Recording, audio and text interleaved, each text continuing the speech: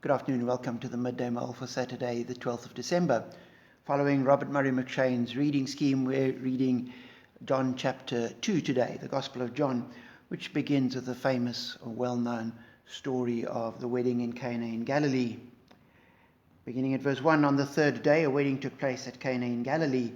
Jesus' mother was there, and Jesus and his disciples had also been invited to the wedding. When the wine was gone, Jesus' mother said to him, "They have no more wine."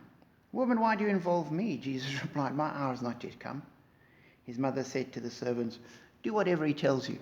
And it's amazing how much Mary's like so many other mothers I know. Completely ignore what your children say and do what you think needs to be done. And that's exactly what she does. And so Jesus says to the servants, "Okay, those 6 stone water jars, fill them with water.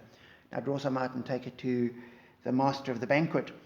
And when he tastes this water that had been turned into wine, he's amazed, and he says to the groom, "People normally reserve the best wine, use it first, and then use the inferior wine. You've kept the best till now." And I've heard this miracle explained in that they ran out of wine. It was terribly embarrassing. There's nothing they could do. So Jesus, being the clever man that he was, pretended that the water had become wine, but they just used water. And everybody, "Oh, okay, that's a good idea. We'll save everyone the embarrassment. We'll just drink water and we'll pretend it's wine." Nudge, nudge, wink, wink.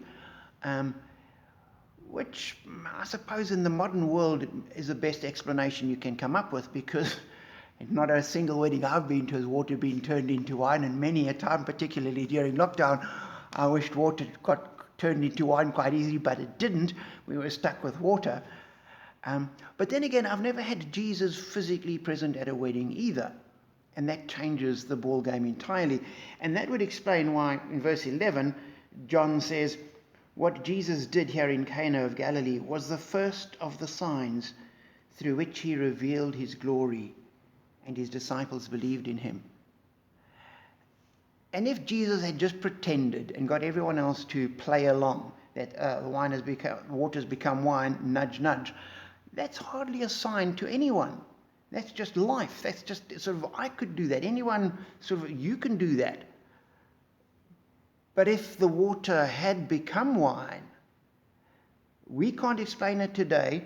The disciples in Jesus' day were not gullible. They also knew this wasn't something that happened. This was completely unusual. This was beyond their reckoning. This was something completely amazing. And this showed that Jesus was someone absolutely extraordinary, and they couldn't place him. And so if Jesus is indeed God, I don't think God's bothered with turning water into wine. That is no problem for him. If he could create the universe by speaking his word, if he could create this entire universe out of nothing, a couple of liters of wine is not a big ask for Jesus. So I believe that this is exactly what happened. He did it, and it changed the wedding entirely. So we can have faith in a God that does work in that kind of way. Not always, but he can. And this is the God we worship. But also I was just struck that he has an ordinary wedding. We've no idea whose wedding it was, what was going on, who the people were. But Jesus and his disciples were there. They were just part of everyday life. Mary was there. They were there. The wedding was happening. This was not some big religious sort of convention. This wasn't some monastic order. This wasn't some super spiritual event. This was a wedding and a wedding feast. And Jesus was there. And as we go through our lives, Jesus is there.